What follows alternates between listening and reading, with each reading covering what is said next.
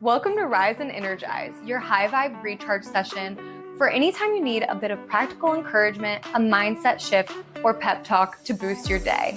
I'm your host, Morgan, and I love sharing stories, tips, and tricks that help us find the spark we need to move forward with purpose. Whether you're working on your career, your health, or your relationships, this show helps you stop overthinking and start stepping into the version of yourself you know you're capable of being. Let's get into it.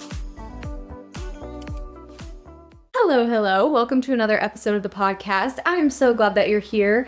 I am talking about something very topical and in current events today. So if you like that, I am really excited to talk about it. My goal is to talk about it and then also tie it into personal growth, self-development, things like that I really enjoy talking about on this episode. So I hope you really enjoy that. If you are a believer, then I really hope that you enjoy this episode because it is about Justin. So I'm excited about it. But whether or not you're a believer, you can probably gain something from this episode. So I encourage you, even if you don't love Justin Bieber, to continue listening and listen all the way to the end. It does help, especially, I don't know if you guys know this, but as a podcaster, I've learned that when people start your podcast, that counts as a download, and that's great. But there's also a stat for if people are listening all the way through your podcast. And so if you are listening on Spotify or Apple Podcasts, it is really helpful when you actually listen all the way through.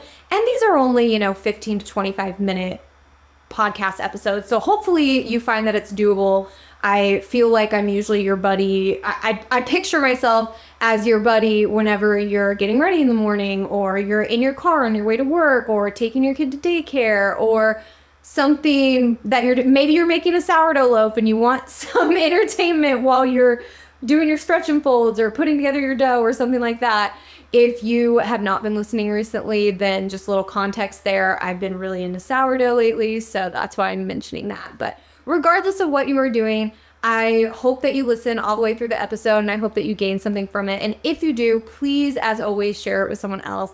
I really, really appreciate it whenever you share with someone else. If you have a Bieber fan in your life, send this to them. If there's someone that when Bieber is mentioned, you think of them, please send it to them. I would absolutely love their thoughts and opinions and to talk more about it. So with all that said, I'm going to get into the episode, and I am talking about Justin Bieber's performance at Coachella. I just felt like I had to because everybody's talking about this week. And the funny thing is, you guys, I was never a hater of Justin's back when he first came out. I loved him. I loved Baby. I loved One Less Lonely Girl. All of those really early songs and music from him when his voice hadn't quite dropped yet and he was on YouTube and he was a sensation. All of a sudden he was everywhere. But then as soon as you gain that much popularity, you gain just as much hate, right? So I was never a hater. I was never critical of him, but I also was never a super fan. I had a friend in college who was definitely a super fan, loved him, probably genuinely believed that she was going to marry him at some point in her life, was in all the chat rooms and fan clubs and all of those things, and just was obsessed with him. So I'm probably somewhere in the middle, and that's why I feel like I can talk about this from a pretty neutral perspective, I guess, because I do like him. I have been to one of his concerts before, and I'm not gonna lie, I think that I often say it was one of my favorite concerts that I've been to because he was just it was so clear how talented he was. But then obviously some of the criticisms, if you haven't heard, some of the criticisms of his most recent performance at Coachella, which is why everybody's talking about it, are about his performance being, when he did some of his past music, he just kind of pulled up YouTube videos and sang along with them, and a lot of people are saying that that was kind of a lazy performance. He didn't put as much into it. Justin Bieber, he knows he's a name that he can just collect a check and he doesn't have to do very much, and so he didn't get as good of a performance as most people would. Whatever. I don't necessarily agree with those things, but what I'm going to get into the episode is not necessarily specifically about Justin Bieber, but specifically about that feedback that you get from other people and how it affects and impacts the way that you interact with the world, and how you can pay attention to those things and then improve the way you interact with the world. Because sometimes I really think that we take this feedback from the world and we respond to it and we adapt to it and are flexible with it. And some of those can be good things, but then sometimes it just turns into this unnecessary people pleasing and we're changing ourselves for other people. And at the end of the day, we don't even know who we really are because the person that we are is just a culmination of what we think other people want us to be. And that's what I'm going to get into in this episode, is really about how Justin Bieber made me think about people pleasing. So let's start from the beginning. I do want to say that prior to Justin's actual performance at Coachella, maybe you're like me, I genuinely didn't even know. I'm kind of ashamed to admit, I didn't even know he was headlining Coachella. I didn't know Sabrina Carpenter was either, to be fair, and she did the day before him, but I wasn't aware at all. And then once he did his headline performance the next day, I was getting tons of messages and group chats. Oh my gosh, I love this about Justin's performance. It was so beautiful. Does anybody have the link? I'm just sitting there like, wow, I didn't even know he was performing. And then on Instagram, if you have Instagram or Facebook or TikTok or somewhere like that, perhaps you had other people in your life the way that I did that were sending you videos and clips and what the therapist says about Justin Bieber's performance at Coachella, and not Justin Bieber addressing his inner child at Coachella, and just all these things. There was so much sensation about it. And I was like, wow, people loved his performance. And I had a group chat in particular with that friend I was talking about who was a super fan, that she was one of my really good friends in college and still is. And in that group chat, they were just talking about how beautiful it was and how much everybody loved it. And I hadn't even seen it yet because I just didn't, like I said, I'm not a super fan. I like his music a lot, and I would never hate on him. I think he's extremely talented. Like I said, I've been to one of his concerts, but also I wasn't dying to see his performance at Coachella. I didn't even know that he had a performance at Coachella. So I'm somewhere in the middle. And so all of a sudden I got all of these videos and whatnot, just feedback about Justin Bieber's performance. I was like, wow, I'm so proud of him. That's amazing. Good for him. And then I'm sitting, and Jared and I hadn't talked about this yet, but then Jared and I'm sitting reading my book while he's gaming. If you don't have a gamer husband, RuneScape, there's like a new version out or something. I can't even really tell you. It's like a new game mode, I think. And so he's been really into that. But that came out, I think it's been like the same week that Justin Bieber headlined Coachella. Anyway, regardless, he was gaming, I was reading, and he just says to me out of nowhere, Morgan, have you heard anything about Justin Bieber at Coachella? And I said, oh my gosh, yes. Have you? And he said, yeah, a lot of people are really critical. A lot of people really didn't like his performance. And I said, wait, what? That is not the media that I'm getting. That's not the feedback that I have been reading, or the general consensus of the people that in my inner circle, I guess, that have been sharing things with me. Everything has been super positive. And he said, oh yeah, people are really criticizing this and that and this and that. And particularly the whole lazy performance part of it. If you're watching on YouTube, I'm doing a quote unquote, but lazy performance of it, and the fact that he didn't do a full performance like he has done in the past. And I just want to say this episode is not about unpacking Justin Bieber's performance or anything like that. I don't want to necessarily be like it was good or it wasn't bad. I think it was good, but you can have your own opinion. It doesn't matter one way or the other. Again, you can still listen to this episode and get something from it. But all that to say, I was just really shocked and very surprised whenever Jared said most of the feedback that he was reading was negative. And then he did talk to one of his friends on Discord. Again, if you don't have a gaming husband, Discord is like a chat service that they can use. And it's also, if you have a headset, they can talk to each other on it in real time, which I actually love for him because he can like hang out with his friends in the most introverted way possible.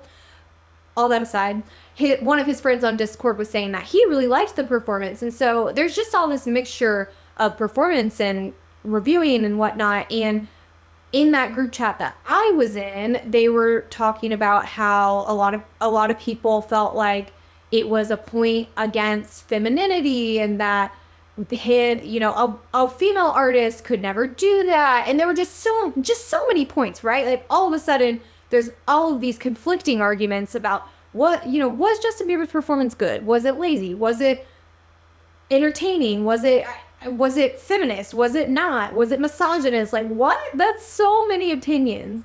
And of course, if you're Justin Bieber level of fame, you're going to have all of those opinions, right? He's experienced it since he was a kid, which I honestly do feel really bad for kid actors or kid celebrities, because when you grow up in that world, I'm sure it's so challenging when not only the best things about your life are in media, in the news and all that. Everybody knows every detail of the best parts, but especially the worst parts of your life, because they're so, I don't know, clickbaity.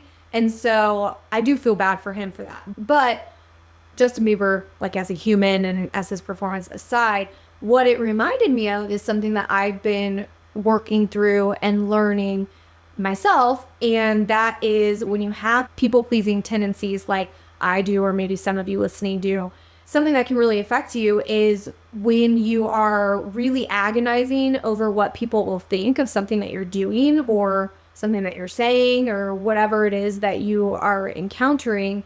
If it's a decision that you're making, if it's a decision about where you're going to live or your job or your partner, or it could be any kind of thing. And we agonize over what other people are going to think of us. And that is something that I've really been working on. And I know I've talked a lot about Mel Robbins recently because I've been reading her books. And I just finished High Five Habit, but something from the book I read previous to that, The Let Them Theory, I would recommend any of her books, honestly. I'm on the 5-4 or 5-second rule, whatever that book is. I'm on the 5-second rule now, but the Let Them Theory book was really, really good. And especially if you do have those people pleasing tendencies, I would definitely recommend it. But one of the examples that she gave as she was going through this, and how you can maybe help yourself to say, let them think what they're going to think, and then let me be myself and respond how I want to respond or act how I want to act. Like, my actions are separate from what other people are doing. And one of the examples that she gave was she was really struggling because she had a friend who was doing like kind of like a lake trip or beach trip or something like that, where a bunch of girls got together and they did a weekend trip for her birthday. And then, and I might be remembering this wrong, so read the book, but the idea is going to be the same. But her friends were having this birthday weekend and they rented out a house and it was going to be really fun. But the same weekend was, I think, her grandma's birthday or something of that sort. And so she was trying to navigate, and they don't live close together. They live like 3 hours apart. Or the house that they booked was 3 hours apart and grandma lived 3 hours away. So anyway, so she was really struggling with what to do here because she really wanted to be there for her friend and her grandma. And sometimes we make decisions and we decide, I'm going to try to do it all and try to do both just because we want to please everyone. But she truly did. She wanted to be there for her friend and wanted to be there for her grandma. So what she chose to do was drive the 3 hours to the house for her friend's birthday and stay there Friday night and I think maybe part of Saturday. And then she drove back to grandma Saturday and saw her Saturday. And she was really happy, like, oh, I was able to do it all. I was able to see my friend and celebrate her. And I was also able to see my grandma and celebrate her. And what she found out later, which just makes me so sad for her because I know I would be livid, but what she found out later was that both of them felt like they didn't get enough time with her. Like she found out later that her friend had said something like, well, why did she even come if she was just coming Friday night? And then her grandma also said something similar about it. And all this to say, so the Justin story and then the Mel Robbins friend grandma story, all of this to say that no matter what, like, you can do the same action can result in praise or criticism. No matter what action it is, someone will probably not like it and someone probably will like it. And that's why at the end of the day, you have to do what honors you and what is most true for you.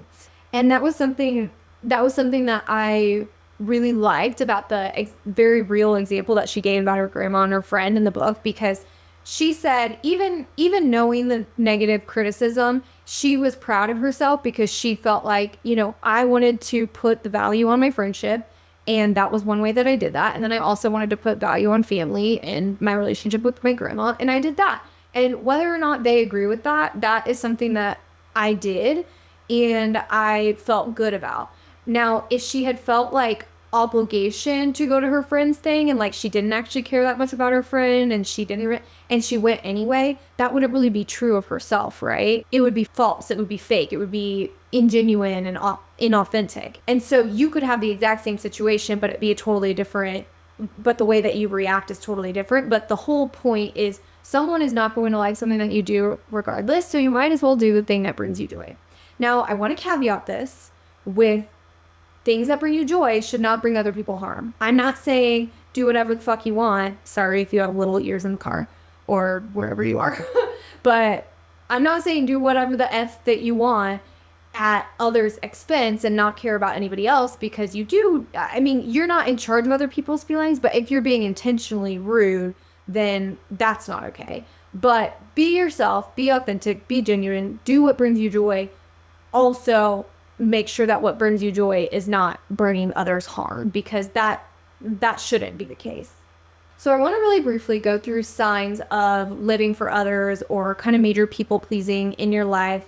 And if you resonate with these, then maybe this is your time to reflect and try to use that. Let them think and act and do whatever they want, and let me act what is most true of myself. So the first sign, and this is one that I know very dearly because I do it, but the first sign is over-explaining your choices. So this is something that I can very much resonate with. And especially when I'm coordinating an activity or a get-together, which I like to do a lot. I'm a planner. I love to plan activities and I'm a gatherer. I love to gather people together. And when I make a decision like, oh, we should go here, or oh, we should invite these people, or oh, this is the food that I want to bring, or something like that, I find myself explaining, well, and this is why I thought, and well, I just thought this, and I just thought that. And even when I'm on my walks with Jared, my husband, sometimes I'll say, well, I thought this, and that led me here, blah, blah, blah. And it's like, they don't need to know all that. You can just make the decision and decide, I think that this would be a really fun vibe, and this is the vibe that I'm going for. Great. You don't have to explain that to anybody. Make the choice and move on with it. Like, have an opinion and move on with it. Another sign is feeling really guilty whenever you say no. This is an immediate indication that you are struggling with people-pleasing tendencies, because when you say no, you should feel confident enough in yourself to be able to say no to something if it doesn't align with what you want and if it's not something that's a priority to you. Another sign is making decisions based off of others, and then kind of a sub sign of that, I guess, is feeling resentful because you've betrayed your own wants and needs by making decisions based on others. So, for example, in the scheduling thing that Mel Robbins was talking about with going to her friends or going to her grandma's, if she felt obligation to either one of those and made the decision based off what she thought that person wanted, instead of thinking, okay, I'm making this decision based off of what I want to be like as a friend, or what I want to be like as a granddaughter, or the relationship that I want to have with my grandma.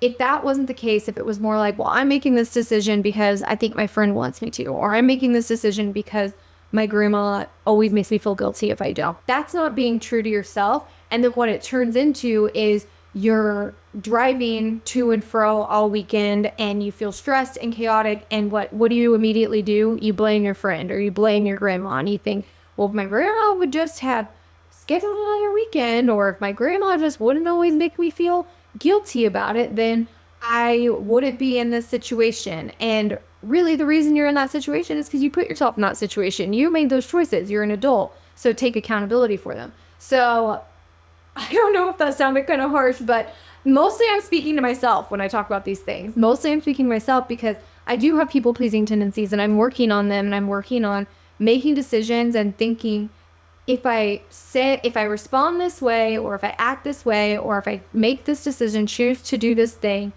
is that true of what I want to be like as a person? Or is that true of my values and my priorities? And does that align with the life that I want to lead?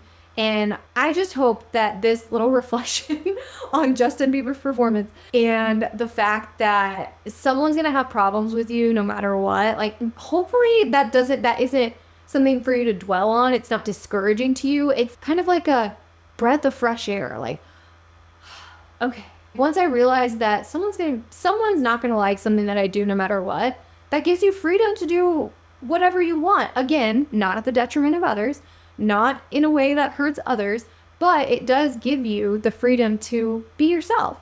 And so once you realize, oh, the quiet me gets judged, but so does the bold me, and the productive me gets judged, but so does the relaxed me, or the fit me gets judged, but the fat me also does. I was kind of happy that I said that. But regardless of what it is, or the single me gets judged, I'm always being asked, oh, when are you going to find a guy or whatever? But then the me that is in a relationship, he's never good enough. Or the apartment me, everyone's like, oh, when are you going to get a house? When are you going to get a house? But then once I get a house, they're like, oh, how can you afford that? Or I don't like the location that you pick. It doesn't matter. People are going to judge you regardless of what you are or aren't doing. So you might as well do what brings you joy and brings you energy and makes you feel alive. And of course, there is balance. This isn't just do whatever you want at others' expense. It's being authentic without putting others down. So I hope this is helpful. I hope you enjoyed it. Again, send this to your favorite believer, and I will talk to you next week. Thank you. Love you. Thank you so much for listening. If you love this episode, it would mean so much to me if you would share it with a friend that could benefit from it. Like right now, or on social media and tag me so I can say thank you. Until next time, talk to you soon.